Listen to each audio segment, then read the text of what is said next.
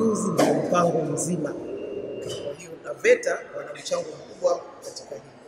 Sasa nikirudi kwenye taasisi yetu ya NACTIVATE, NACTIVATE jukumu letu kubwa ni ubora, kusimamia ubora wa tangu usajili wa hizi taasisi ambazo zinahusika na kutoa mafunzo, lakini ubora wa uendeshaji wa hizi taasisi kwa maana ya mitaala wanayotumia, taratibu za ufundishaji, walimu, lakini mpaka kuja kupata mhitimu ambaye anapewa cheti chake.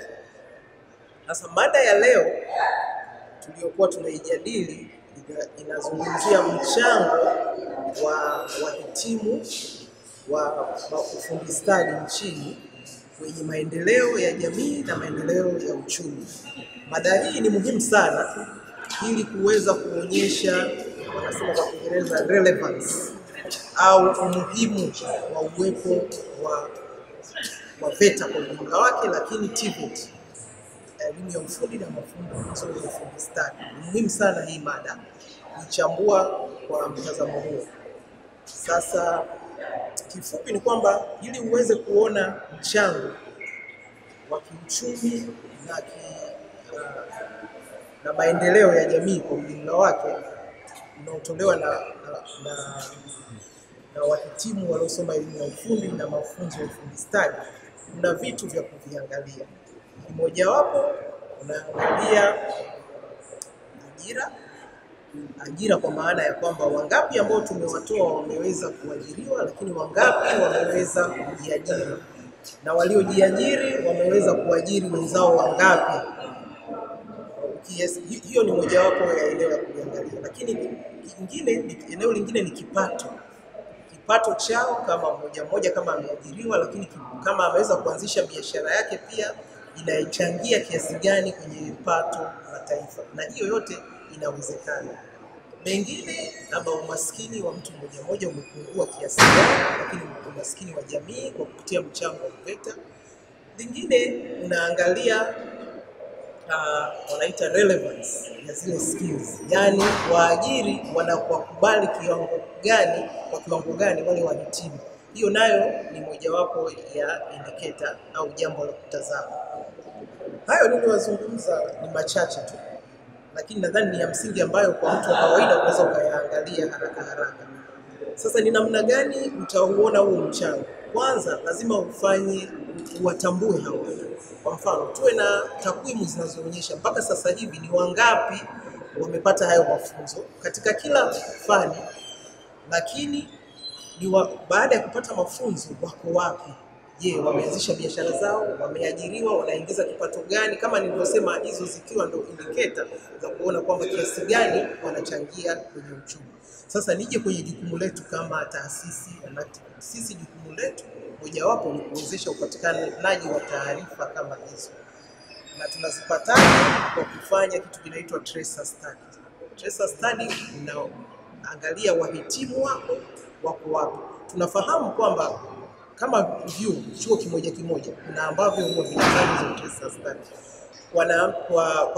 Kwa sababu kama vyuo utapenda pia kujua wahitimu wako wapi ili uweze ikusaidie kuboresha mafunzo unayoyatoa kwa mfano.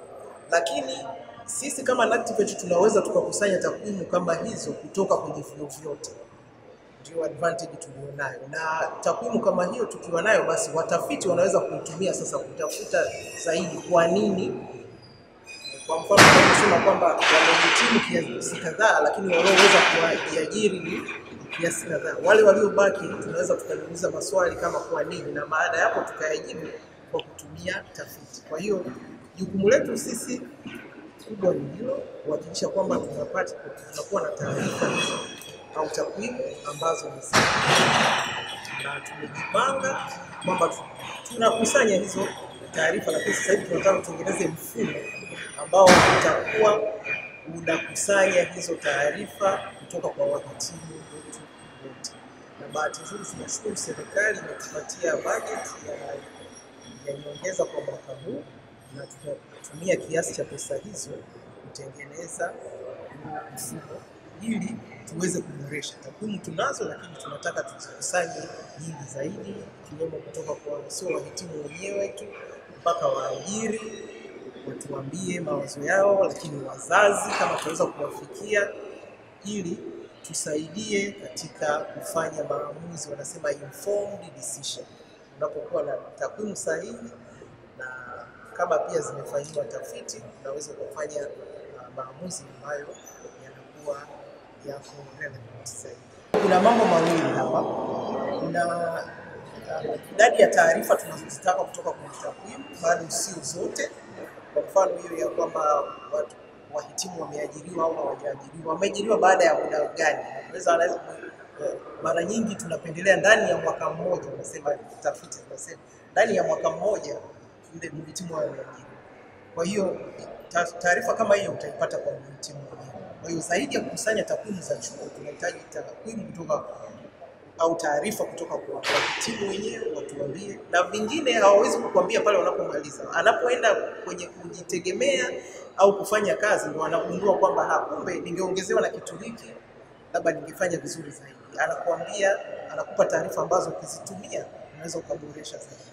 Kwa hiyo ni issue ya takwimu tunazipata za aina gani, tunataka kuongeza zaidi, na pia tuziwe kwenye mfumo ambao kwanza itakuwa ni rahisi kuzichakata zikiwa kwenye mfumo badala ya kwenda kuzikusanya kutoka kwa mmoja mmoja. Wito kwa wadau wetu ni kwamba tuwe na juhudi za dhati kabisa za kuongeza ubora wa huduma ili tunayoitoa, sababu dhana ya ubora ni pana sana. Ubora ni mchakato. Kwa sisi, kwa mtu wa kawaida, mara nyingi ataangalia ile product ya mwisho unachokizalisha ni nini, lakini ubora ni kuanzia mazingira unayofanyia kazi, unayofanyia training, mtu gani unamchukua kwa ajili ya training, mchakato unaofanyika pale. Kwa ujumla, kwa mfano mada ya leo ilikuwa inajikita zaidi kuangalia sasa ubora wa huyu tunayemtoa. Ndio maana tunazungumzia kuhusu ajira na mchango wake kwenye jamii na uchumi. Pale manake tumelenga kuangalia ambayo ni indicator moja. Mchakato ukiwa mzuri mle ndani, kuanzia mitaala ikiwa mizuri imeboreshwa, lakini tufanye pia jitihada sana za kuwa na au hizi taasisi zinazotoa mafunzo ya elimu ya ufundi na ufundi stadi zifanye jitihada za dhati kuwa na mashirikiano na industry. Na kwa industry hatumaanishi viwanda, tuseme watekelezaji au watumiaji wa ile huduma, ambayo unaweza ukaidefine na industry ni kitu kipana sana. Ni viwanda, lakini ni mashule. Kama una train mwalimu, maana yake ni shule ndio kiwanda chako, ataenda kutumika huko. Nadhani mmenielewa. Kama ni muendeshaji, basi atakuwepo mahali fulani. Kwa dhana hiyo, uwe na ushirikiano wa karibu ili kuhakikisha yale mafunzo yanayotolewa yanaendana na wakati. Zaidi ya taasisi 1500 ambazo ziko chini ya NACTVET. Nataka upate picha ya ukubwa wa kazi.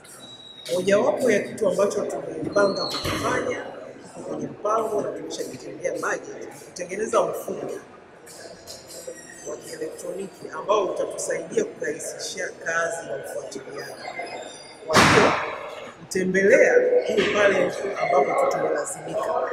Ule mfumo utakuwa na maeneo, umeainisha maeneo ambayo yule tunayempa huduma akiyajaza. Kwa mfano tunamuuliza una vifaa vya aina gani? Una walimu wangapi? Hiyo ni mifano michache. Akijaza, sisi kazi yetu itakuwa kwenda kufanya verification. Yaani kwenda kufanya verification tunaita ni kuhakiki. Tunaenda kufanya uhakiki. Kwa hiyo haitatulazimu kwenda kwenye vyuo vyote.